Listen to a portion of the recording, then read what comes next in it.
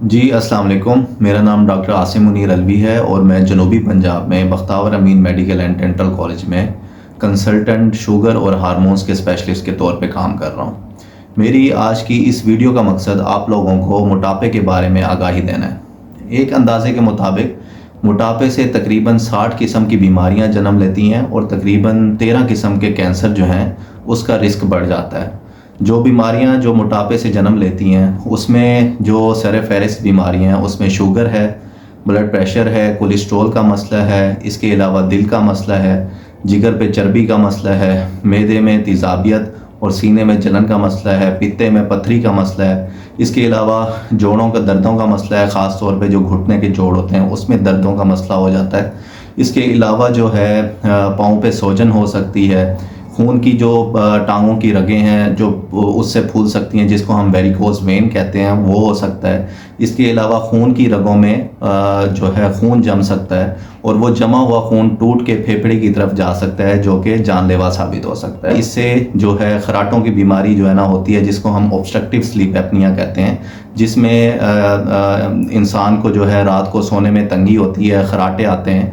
जब वो सुबह उठता है तो वो नींद उसकी फ्रेश नहीं होती और कोई काम करते हुए, ऑफिस वर्क करते हुए, अखबार पढ़ते हुए या ड्राइविंग करते हुए उसको नींद आती है। और जो कैंसर जो है मोटापे की वजह से बढ़ते हैं उनमें सर फहरिस्त औरतों में छाती के कैंसर का मसला हो सकता है, मर्दों में जो गदूद होता है, पेशाब की थैली के साथ जो गदूद होता है जिसको हम प्रोस्टेट कहते हैं उसका कैंसर हो सकता है।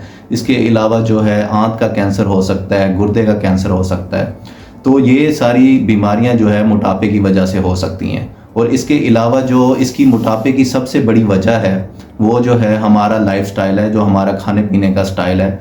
हमारी जो है खुराक में मीठी चीज़ें ज़्यादा बढ़ती जा रही हैं जिसमें चीनी, शहद, शक्कर, गुड़ और बेकरी की चीज़ें जिसमें बिस्किट, रस्क केक, पापे वगैरह, नान और बाहर की चीज़ों में जैसे कि पिज़्ज़ा, बर्गर, शवारमा और बोतल का इस्तेमाल जो है ज़्यादा होता जा रहा है और हमारी वर्जिश और एक्सरसाइज कम होती जा रही है। तो इन चीज़ों की वजह से हमारे रहने सहने का जो स्टाइल है उसकी वजह से मोटापा दिन ब दिन बढ़ रहा है।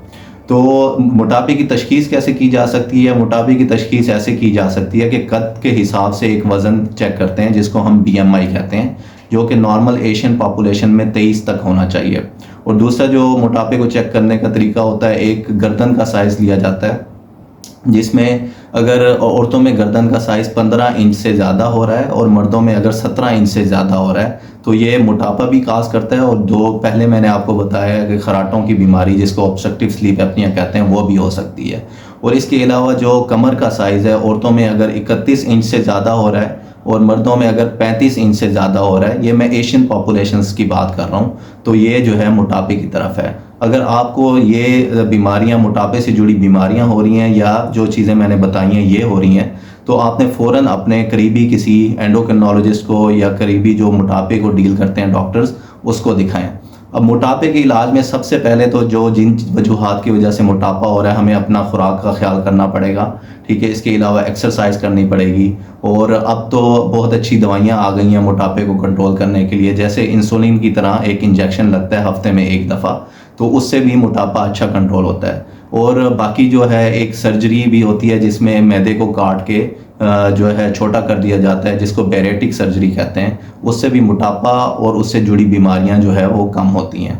तो मेरी आज की इस वीडियो का मकसद ये है कि आप मेरे इस पैगाम को ज़्यादा से ज़्यादा आगे फैलाएं ताकि लोगों को मोटापे के बारे में अवेयरनेस हो और ताकि हम अपने आप को मोटापे से भी बचा सकें, मोटापे से जुड़ी बीमारियों से भी बचा सकें और अपनी आने वाली नस्ल को भी इन चीज़ों से बचा सकें। शुक्रिया।